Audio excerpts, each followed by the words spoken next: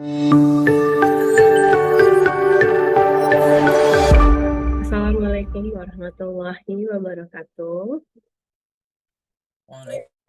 Waalaikumsalam warahmatullahi wabarakatuh. Ya, selamat siang ya teman-teman semua. Alhamdulillah, wassalatu wassalamu ala rasulillah wa ala alihi washabihi wa mawala wala haula wala quwata illa billah. Pertama-tama, hari ini adalah pertemuan pertama kita di kelas manajemen strategi, di mana teman-teman nanti akan bertemu dengan Ibu selama 16 kali pertemuan. Dan mudah-mudahan tidak ada kendala ke depannya. Baik, dan perkenalkan dulu, Ibu adalah Ibu Hani Hasana. Ibu mengampu mata kuliah manajemen strategi di kelas ini. Dan izinkan Ibu untuk share materi pertemuan pertama ya.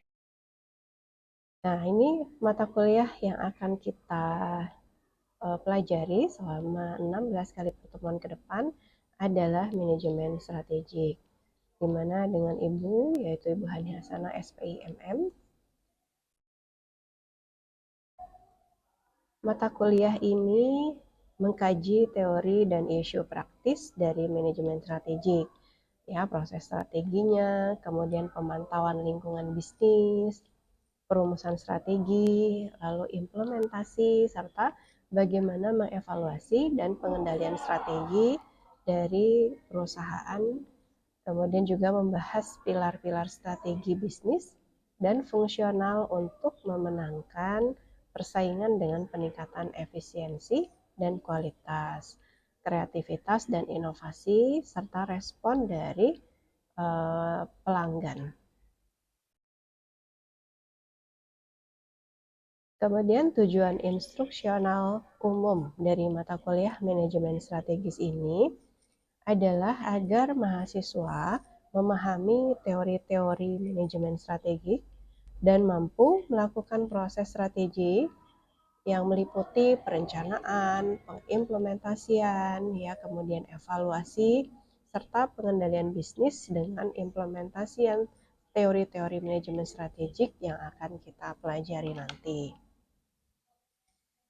Adapun agenda pertemuan yang pertama ini yaitu konsep dasar manajemen strategis, kemudian ruang lingkup manajemen strategis, manfaatnya, kerangka dasarnya, lalu komponen apa saja dari manajemen strategis, dan kita juga perlu mengetahui tantangan global terhadap manajemen strategis, dampak globalnya, serta contoh-contoh yang ada di perusahaan dan di dunia bisnis. Dan terakhir mungkin kita akan melakukan evaluasi, ya, pengendalian strategis dari yang sudah diimplementasikan. Nah, ketika kita pisahkan manajemen dan strategis, manajemen itu punya arti seni dalam mengatur orang lain atau sekelompok orang untuk mencapai tujuan perusahaan atau organisasi. Nah, sedangkan strategis itu adalah alat yang sangat penting untuk mencapai keunggulan bersaing. Nah, itu menurut Porter tahun 1985. Nah, dari kedua definisi ini, ketika digabungkan, maka membentuklah manajemen strategik, ya, di mana manajemen strategik adalah serangkaian keputusan dan tindakan manajerial yang menentukan kinerja perusahaan dalam jangka panjang. Itu menurut Whelan and Hanger, ya, tahun 2008. Nah, manajemen strategik ini jadi adalah sekumpulan keputusan yang menghasilkan perumusan, formulasi, dan pelaksanaan atau implementasi rencana-rencana yang dirancang untuk mencapai sasaran-sasaran perusahaan. Jadi, teman-teman di sini memang dipersiapkan untuk mampu mengimplementasikan strategi-strategi yang akan digunakan oleh perusahaan, ya, dalam menghadapi saing, ya, atau menghadapi era yang digital sekarang ini. Lalu ruang lingkup manajemen strategis itu apa? Nah, manajemen strategis ini pada prinsipnya adalah sebuah proses di mana informasi atau data masa lalu kondisi saat ini dan ramalan atau forecasting ya di masa yang akan datang dari internal ataupun eksternal organisasi publik atau perusahaan mengalir melalui tahap-tahap yang saling berkaitan ke arah pencapaian tujuan organisasi. Nah, jadi kesimpulannya adalah bahwa manajemen strategis ini bagaimana kita menggunakan data yang sudah lampau sekarang dan yang akan datang untuk tujuan organisasi itu. Nah, lalu ini ada 7 manfaat dari manajemen strategis. Jadi, ketika teman-teman mempelajari manajemen strategis ini, diharapkan yang pertama dapat meningkatkan performa organisasi atau perusahaan. Yang kedua, memperbaiki proses manajemen dan partisipasi di dalam organisasi atau perusahaan. Yang ketiga, memperbaiki pengambilan keputusan. Keempat adalah memperbaiki sikap, disiplin, dan motivasi individu di dalam perusahaan. Yang kelima, memperbaiki antisipasi dan kepedulian terhadap masa depan dan peluang yang terjadi. Yang keenam, menentukan batas usaha atau kewenangan yang akan dilakukan. Dan yang terakhir, menjaga kebijakan yang taat asas dan sesuai. Nah, dari ketujuh manfaat manajemen strategis ini, dapat kita simpulkan adalah bahwa manajemen strategis memang dilakukan untuk perbaikan perusahaan ke depannya, gitu ya, agar tujuan perusahaan itu dapat dicapai dengan optimal. Selanjutnya, nah ini 4 elemen dasar manajemen strategis menurut Whelan dan Hanger tahun 2002. Nah, ini yang teman-teman lihat ada 4 step ya, 4 tahap utama di dalam manajemen strategis. Yang pertama adalah environmental scanning. Environmental scanning ini adalah analisis lingkungan, baik lingkungan internal ataupun eksternal. Yang kedua tahapnya yaitu strategi formulation. Di sini nanti teman-teman memformulasikan atau mencari metode yang tepat untuk perusahaan. Langkah yang ketiga, ketika sudah dianalisis ya faktor internal dan eksternalnya, kita harus melihat bagaimana nih metode atau strategi yang sesuai ya, yang cocok untuk perusahaan tersebut. Nah, ketika sudah dipilih metodenya, baru strategi implementation. Jadi pengimplementasian strategi yang sudah dipilih. Nah, lalu yang terakhir adalah evaluation and control. Ini proses evaluasi dan kontrol ini sangatlah penting, teman-teman ya. Jadi di dalam semua aktivitas manajemen, evaluasi dan kontrol itu harus selalu dilakukan untuk apa? Nah, untuk memperbaiki kinerja dari perusahaan. Di dalam manajemen strategis itu ada 3 tingkatan strategi. Ya, yang paling dasar atau yang paling menjadi pondasi adalah functional strategi ya. Lalu ada bisnis strategi dan yang terakhir adalah corporate strategi.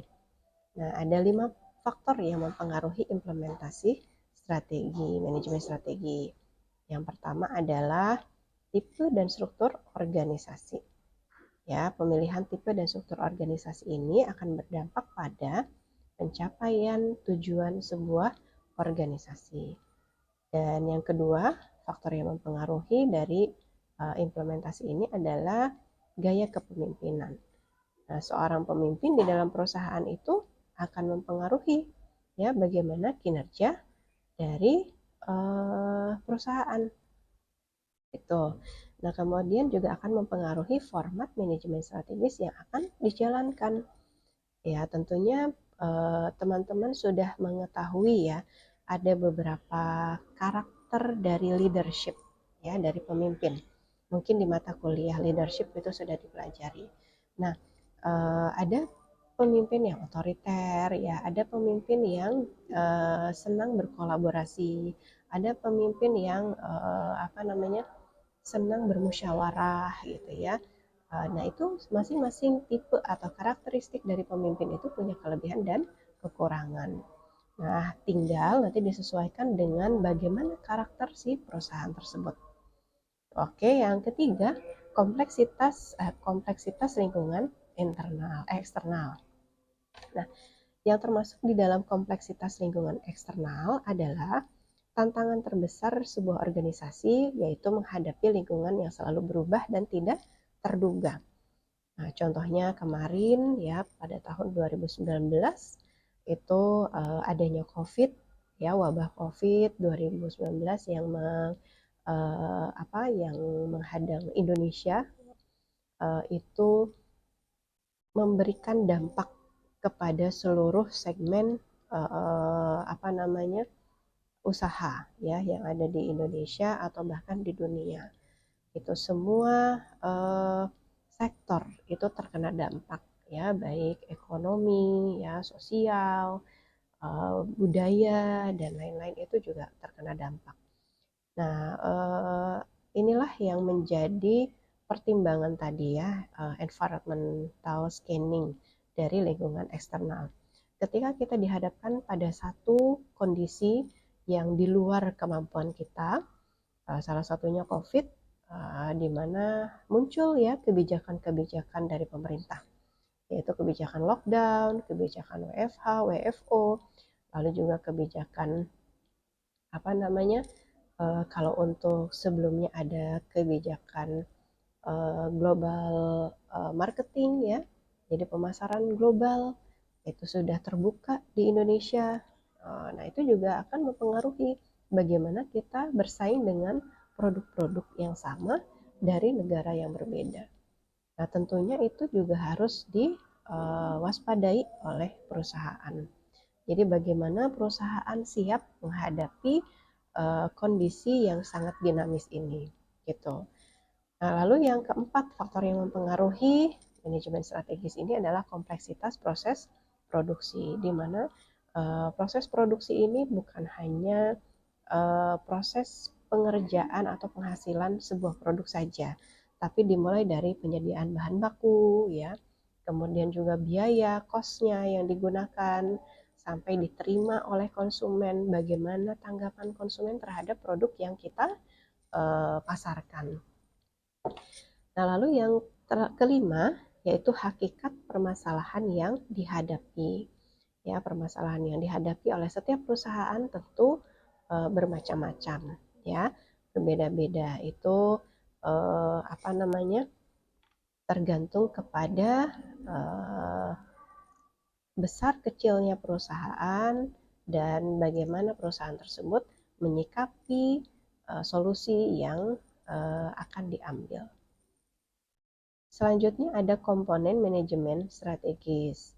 Manajemen strategis ini dibagi atas dua kegiatan yang saling berkaitan, yaitu perencanaan strategis dan pelaksanaan strategis. Di mana perencanaan strategis ini berhubungan dengan visi misi organisasi, proyeksi pedoman, dan taktik atau strategi yang menunjang dalam pencapaian tujuan organisasi.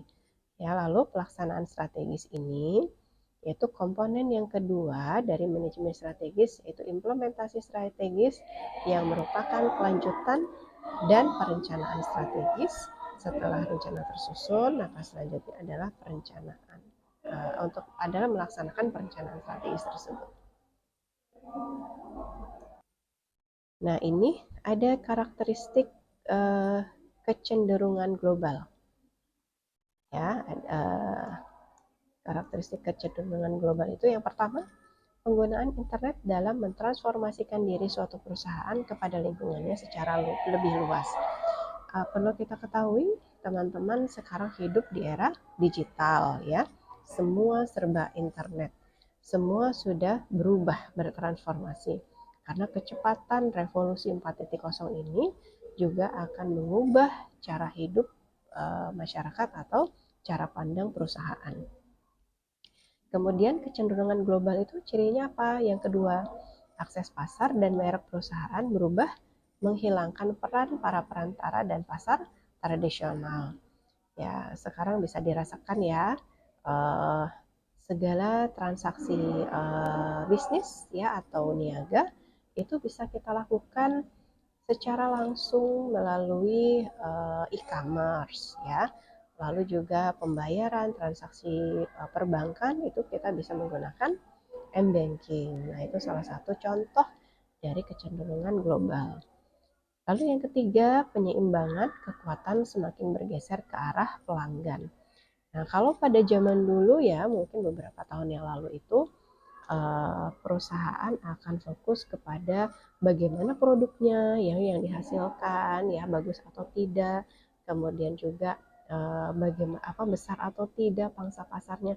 Nah, tapi kalau sekarang bergeser kepada seberapa puas pelanggan kita terhadap produk yang kita hasilkan. Gitu. Jadi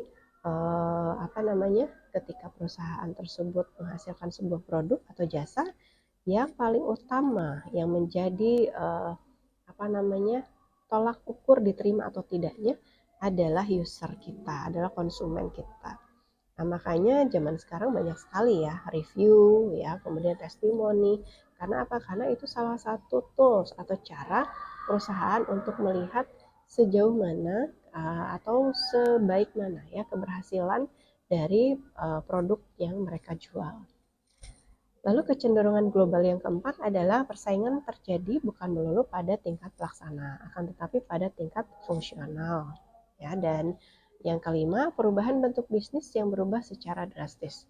Kalau dulu masih ada toko-toko ya, kemudian teman-teman berbelanja itu langsung datang ke tempatnya, memilih secara langsung ya, kemudian juga membayar dengan uang cash. Nah, sekarang ini perubahan bentuk bisnisnya tidak seperti itu ya.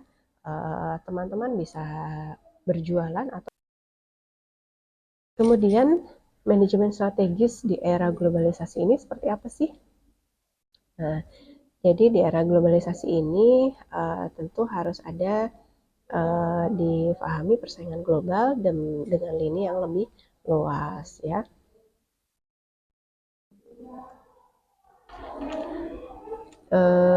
Kemudian fokusnya global juga. Jadi strategi ini membidik suatu segmen tertentu dari industri mana perusahaan bersaing di seluruh dunia. Kemudian yang ketiga, analisa lingkungan eksternal ya, dan analisa lingkungan internal. Dan yang terakhir adalah strategi akuisisi dan restrukturisasi. Akhir-akhir ini jumlah dan ukuran akuisisi semakin meningkat ya, karena banyak sekali perusahaan-perusahaan kecil yang diakuisisi ya, yang diakuisisi oleh perusahaan-perusahaan besar yang sudah cukup stabil. Oke, ini evaluasi strategi. Tadi kita sudah bicara tentang perencanaannya bagaimana. Ini proses evaluasi strateginya. Ada 3 aktivitas dasar. Ya, yang pertama adalah memeriksa basis dari strategi perusahaan. Sudah baik atau belum ya, kemudian sudah sesuai visi misi atau tidak. Nah, kemudian yang kedua, membandingkan hasil yang diharapkan dengan hasil yang aktual. Jadi ketika kita mengevaluasi, tentu kita harus compare antara perencanaan dengan apa yang sudah diimplementasikan. Nah, itu akan menjadi catatan kita apakah sudah sesuai tercapai tujuan perusahaan atau belum. Dan yang ketiga, aktivitas dasar evaluasi itu adalah melakukan aksi koreksi. Nah, untuk memastikan performa sesuai dengan rencana. Jadi 3 tahap ini harus dilakukan dalam proses evaluasi strategi ya. Untuk apa? Untuk memperbaiki kinerja perusahaan di masa yang akan datang. Nah, jika resolusi dari masalah kebijakan dan isu berlanjut sampai ke puncak organisasi, ini menandakan strategi bisa saja tidak konsisten. Nah, ini ada 4 ya. Ada 4 hal yang bisa dijadikan catatan atau perbandingan ya, hal-hal yang harus diperhatikan di dalam evaluasi strategi. Yang pertama adalah kesesuaian, yang kedua adalah flexibility, strategi tersebut diimplementasikannya fleksibel atau tidak. kemudian mencapai keunggulan kompetitif, ya outcome-nya, dan yang terakhir adalah proses evaluasi strategi.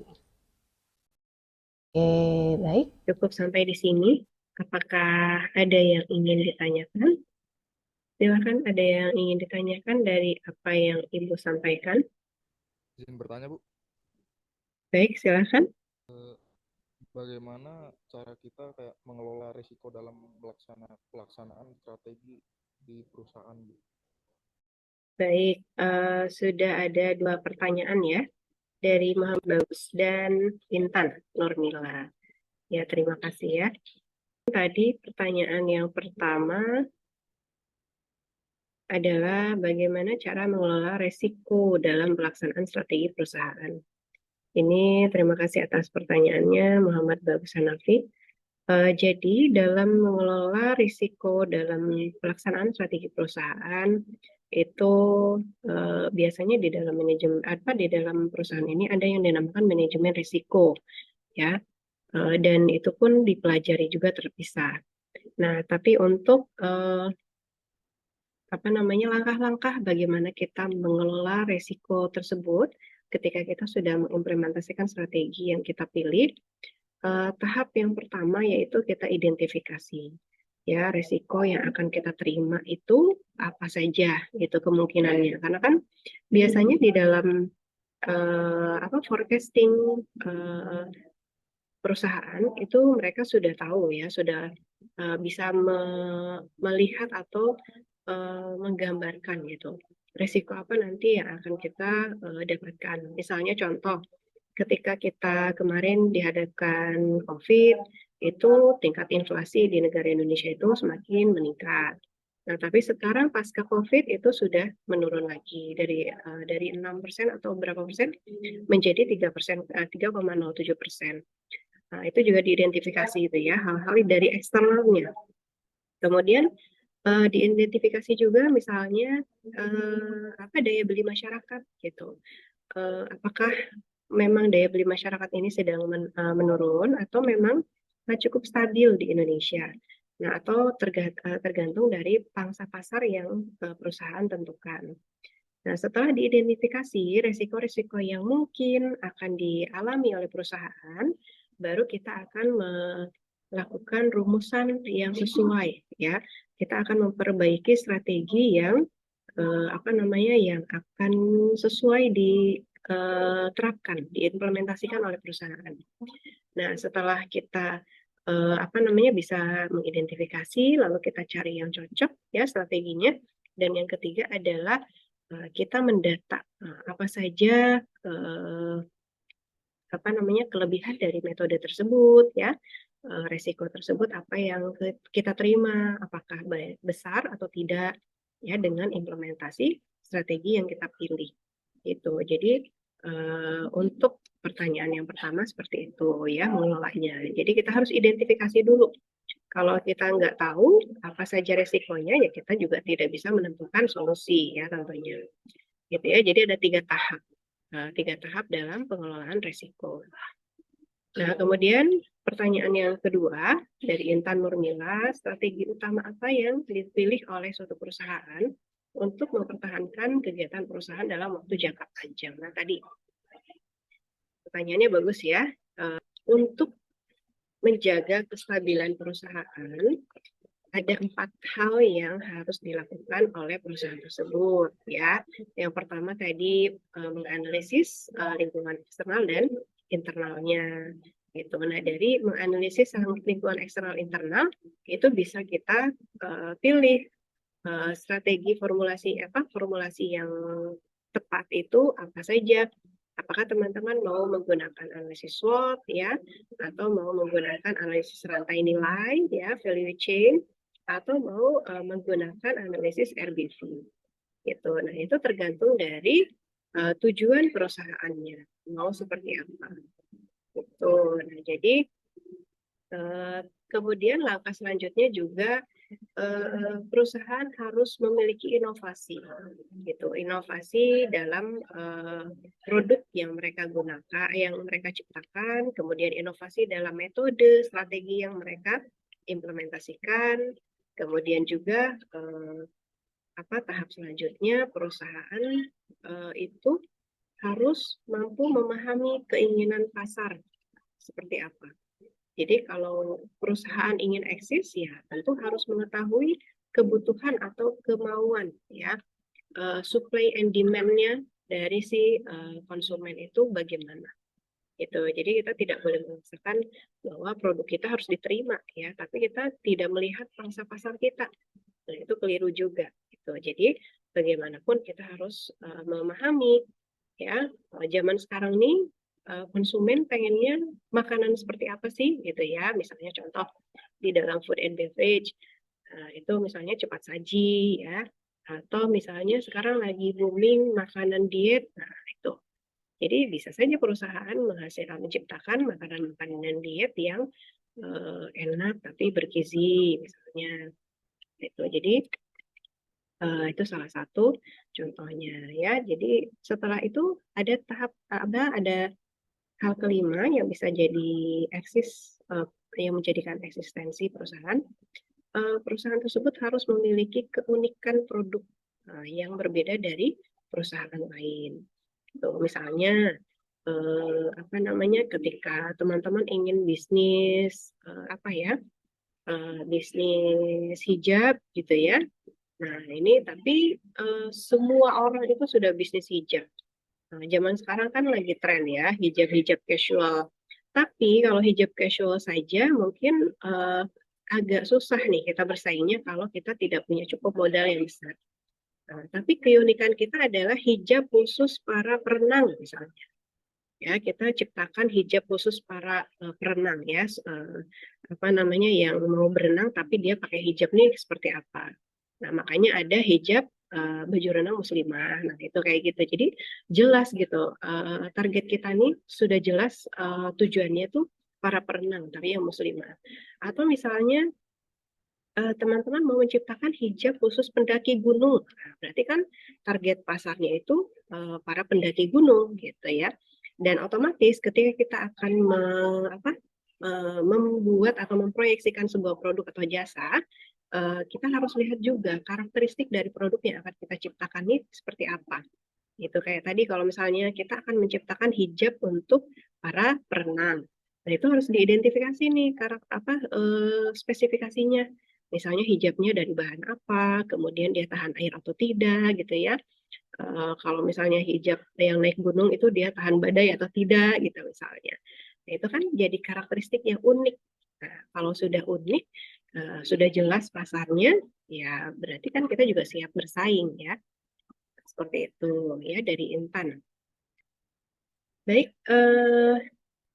rekan-rekan sekalian, ada lagi yang ingin ditanyakan? Dari pertemuan pertama kita, manajemen strategis. Ya, mudah-mudahan kita bisa bertemu kembali. Tidak ada yang ingin ditanyakan? Baik, kalau tidak ada, kita review dulu ya sebelum kita tutup pertemuan pertama ini. Jadi untuk manajemen strategis ini adalah sebuah proses ya di mana informasi, data di masa lalu, kondisi saat ini, dan forecasting di masa yang akan datang, baik dari internal dan eksternal perusahaan itu akan menjadi tahap-tahap yang saling berkaitan untuk mencapai tujuan organisasi.